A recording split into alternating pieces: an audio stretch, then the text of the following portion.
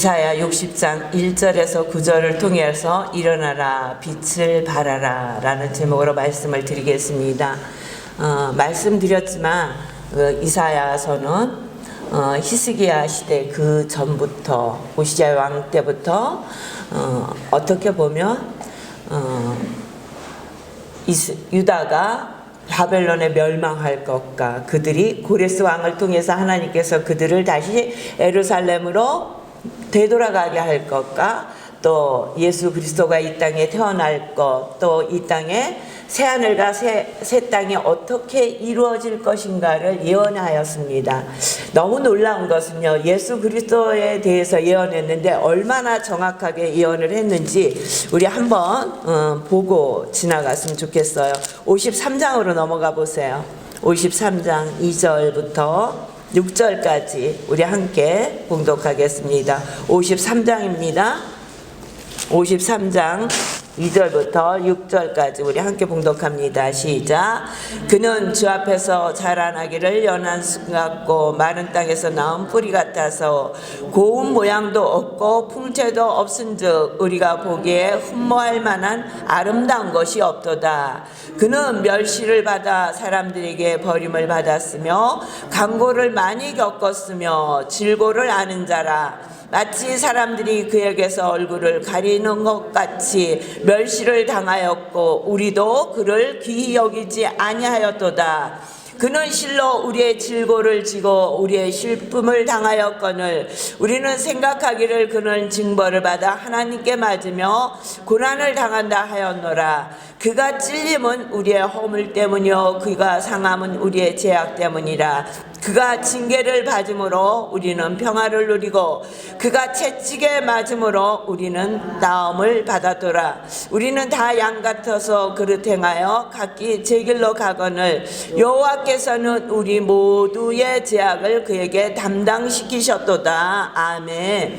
예수 그리스도의 모양과 또 그가 어떤 고난을 당하실 것과 왜 그 고난을 당하시는가?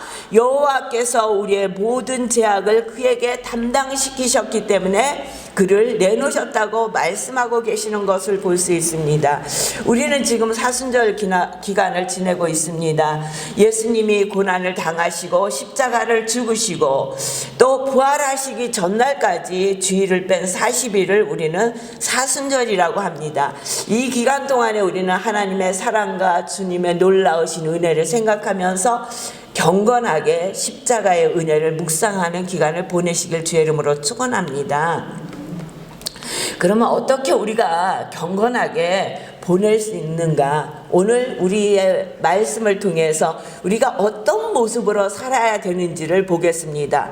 오늘 제목이 일어나라 빛을 발하라. 1절에 보니까 일어나라 빛을 발하라라고 말씀하고 계십니다. 그리고 2절에 보니까 보라 어두움이 땅에 덮을 것이며 어두움이 있다는 것입니다. 어두움이 있기 때문에 일어나라고 말씀하시는 거예요. 어떤 어려움이 있었는가? 59장에 보니까 그러므로 정의가 우리에게서 멀고 공의가 우리에게서 미치지 못한즉 우리가 빛을 바라나 어두움뿐이요 밝은 것을 바라나 캄캄한 가운데 행함으로 우리가 맹인같이 담을 더듬으며 눈 없는 자같이 두루 더듬으며 낮에도 황혼때같이 넘어지니 우리는 강장한 자 중에도 죽은 자 같으니라.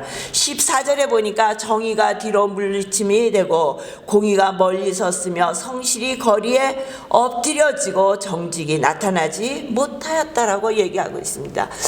공의와 정의가 상실된 시대에 살고 있었다는 것입니다. 이들이 살고 있는 시대에는 아무도 전부가 다 맹인같이 담을 더듬으며 살았다는 거예요. 빛이 없었다는 거예요. 그런 가운데 주님은 뭐라고 말씀하시냐며 일어나라 빛을 발하라고 말씀하시는 거예요. 일어나라는 거예요. 그 자리에 있지 말라고 말씀하시는 거예요.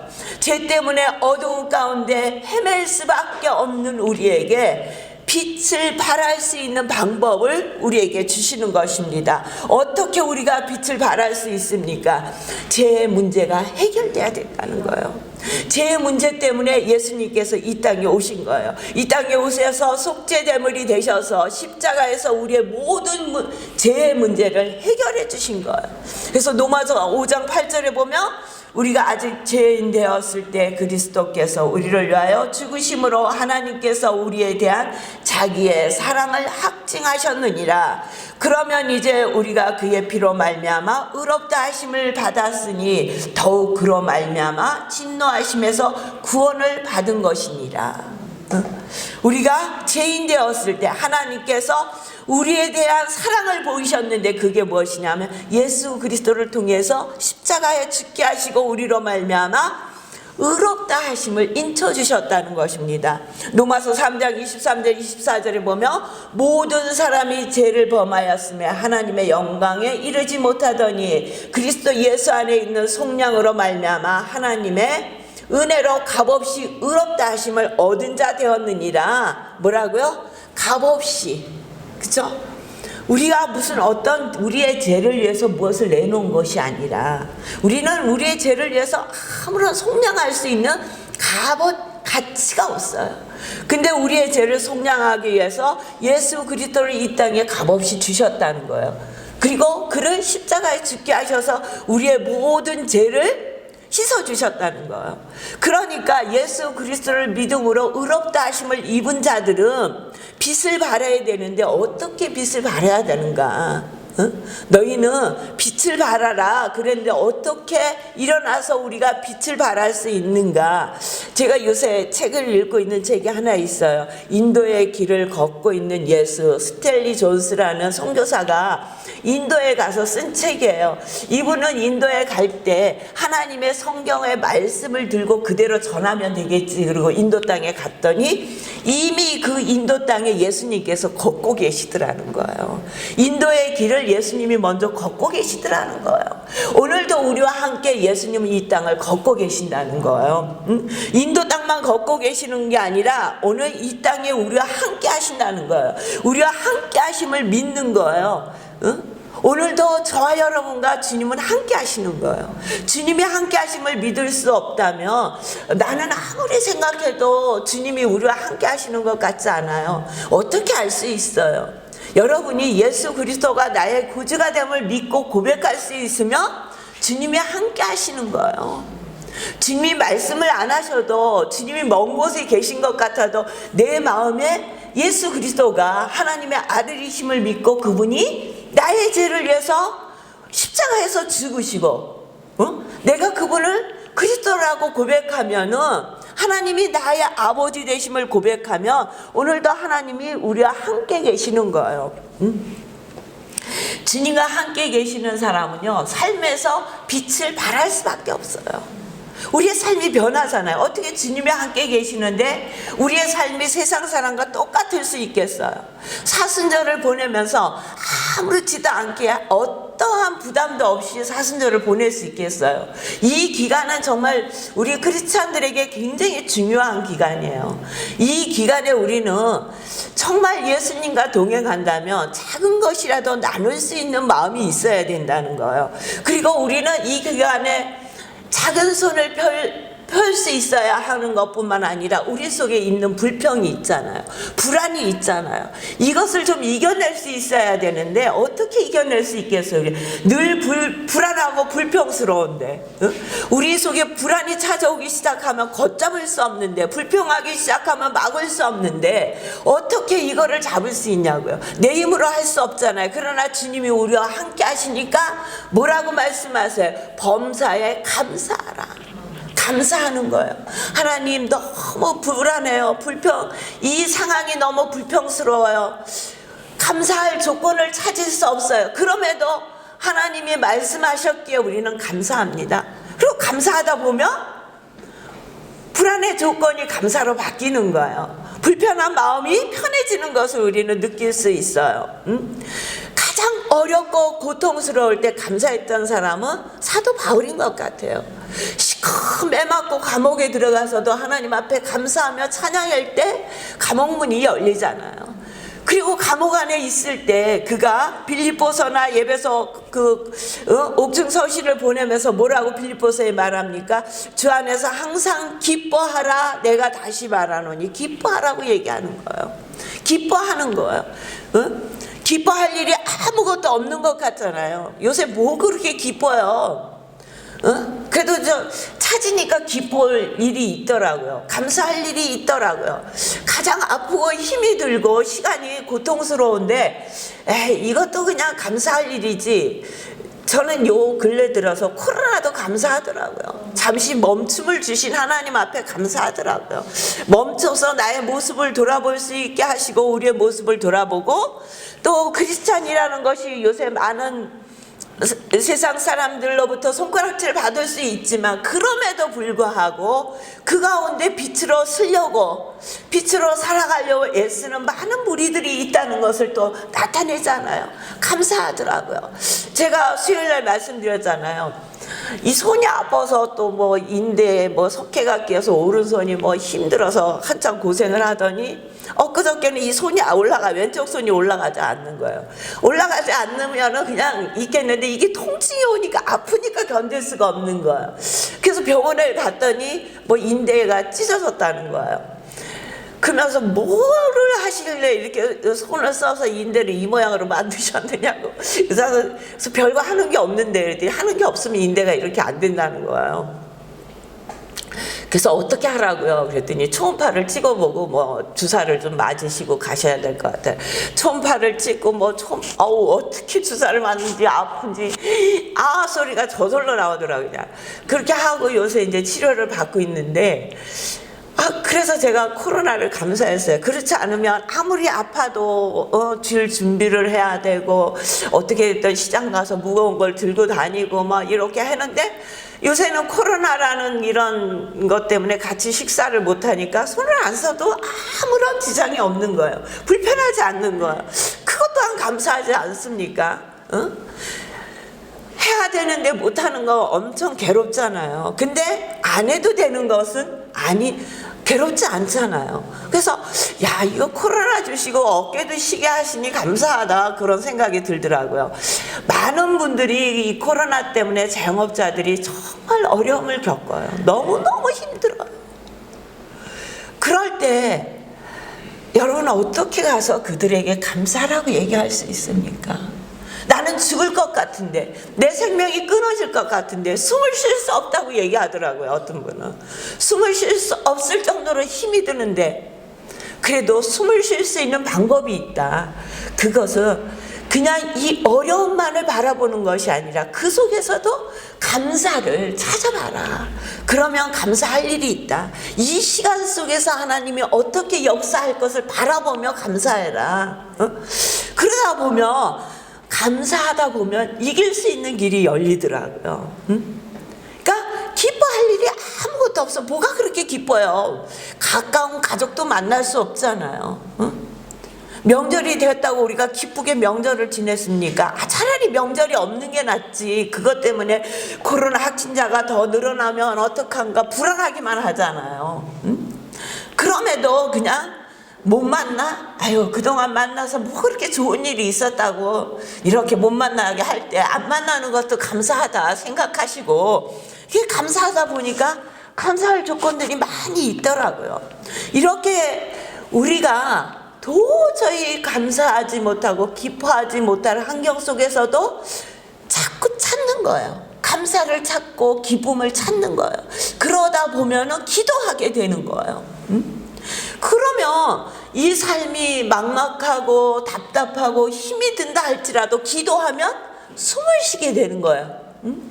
숨을 쉬게 되면 이게 신호만 한번 해줘도 우리의 몸과 마음이 달라지잖아요.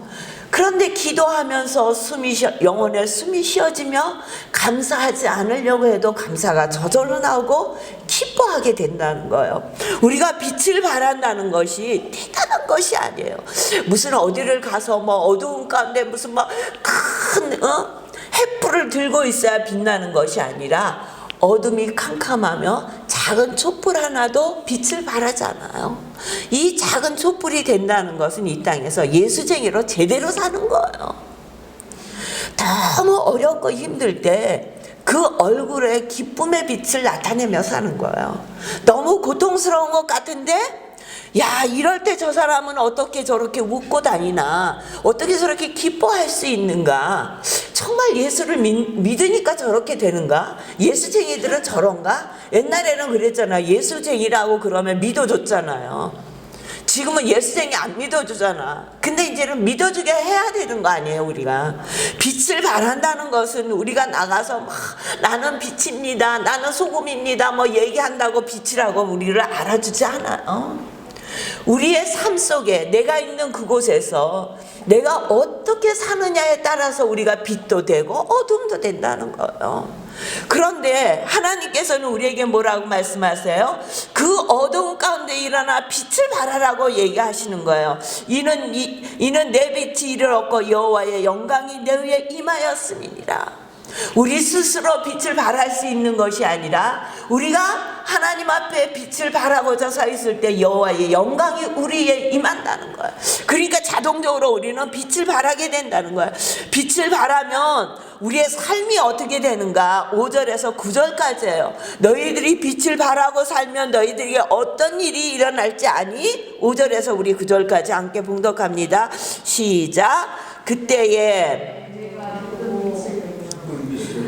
내 마음이 놀라고 또 화창하리니 이는 바다의 부가 내게로 돌아오며 이방 나라들의 재물이 내게로 옴이라. 허다한 낙타 미디안과 에바의 어린 낙타가 내 가운데 가득할 것이며 수바 사람들은 다 금과 유황을 가지고 와서 여호와의 찬송을 전파할 것이며 게달의 양무리는 다 내게로 모일 것이요 느바도스의 순양은 내게 공급되고 내 제단에 올라 기꺼이 받음이 되리니 내가 내 영광의 집을 영화롭게 하리라. 저 구름같이 비둘기들이 그 보금자리로 날아가는 것 같이 날아오는 자들이 누구냐?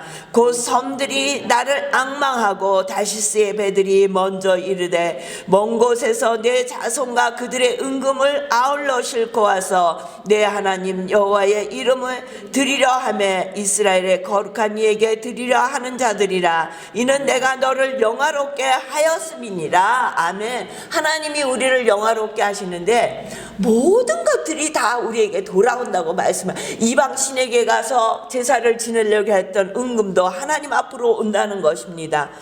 다시스의 배들이 오고 많은 나라에서 우리를 향해서 온다는 거예요. 그러니까 하나님은 우리를 영화롭게 하신다고 말씀하시는 거예요.